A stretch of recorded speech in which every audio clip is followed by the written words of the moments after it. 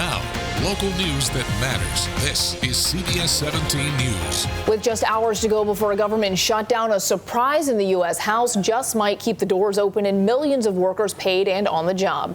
Good evening and thanks so much for joining us tonight. I'm Maggie Newland. And I'm Nick Sturdivant. Just hours before a midnight deadline, lawmakers in the U.S. House managed to pass a short-term funding bill. Now, right now, you're looking live at the U.S. Capitol building where the Republican Speaker of the House got some help from Democrats to push this bill through. It now heads to the Senate. CBS 17's Raquel Martin reports on what lawmakers had to drop to get the deal done.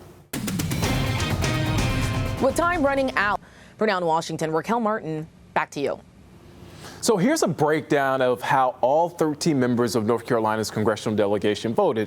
As you can see, 11 lawmakers, including all 6 Democrats, including Wake County Representative Deborah Ross, voted yes. 4 Republicans, including Congressman Richard Hudson and Patrick McHenry, also voted yes. But 2 Republicans, Representatives Greg Murphy and Dan Bishop, voted no. We're keeping track of everything happening in our nation's capital. Look for updates on this developing story throughout this evening right here on CBS 17 and on the CBS 17 News app.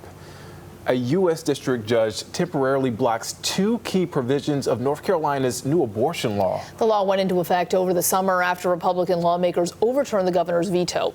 The federal judge's order now blocks the requirement that procedures which are allowed to take place after 12 weeks only occur in hospitals. It also blocks the rule that stopped doctors from prescribing abortion pills in the very early weeks of pregnancy. Planned Parenthood and a Duke OBGYN filed a lawsuit over the constitutionality of that law. The judge ruled that those provisions cannot be enforced until all constitutional challenges are resolved. Tens of thousands of college football fans are packed inside Wallace-Wade Stadium as the Blue Devils host Notre Dame in front of a sold-out crowd. It's a game that's getting a lot of national attention as Duke tries to keep its winning streak alive against the Fighting Irish. CBS 17's Justin Moore is live at Duke, and I'm from North Carolina. When you think about Duke athletics, you think about basketball. You don't really think about football. That's right, and it's slowly but surely becoming a football school. Live in Durham. Justin Moore, CBS 17 News. I love the enthusiasm. I mean, Duke fans have it if you're talking about passion. They've got it. Oh, man. All right. Thanks, Justin. Nearly $150,000 has been raised this year for the Special Olympics of North Carolina. Now, to celebrate, people got the opportunity to rappel down a 30-story building in downtown Raleigh.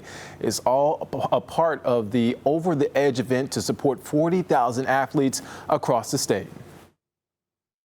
It is an act of facing your fears, but we say that Special Olympics athletes, as individuals with intellectual disabilities, they're asked to be brave and face challenges every day, and this is doing the exact same thing, is just being brave, facing that fear, going over the edge.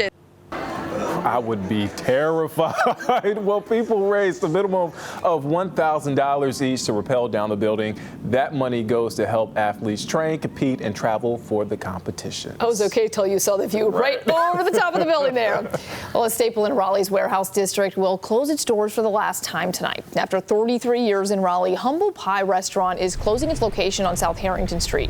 The business first opened back in 1989. Another local business is taking over the location in the coming months.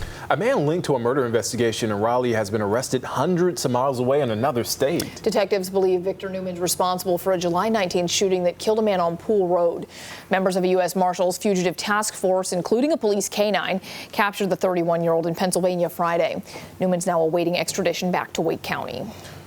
Triton High School is postponing tonight's homecoming dance after several fights broke out during last night's football game against Northern Burlington. The Irwin police chief tells us the incident prompted officers to call for help from the Dunn Police Department and the Harnett County Sheriff's Office.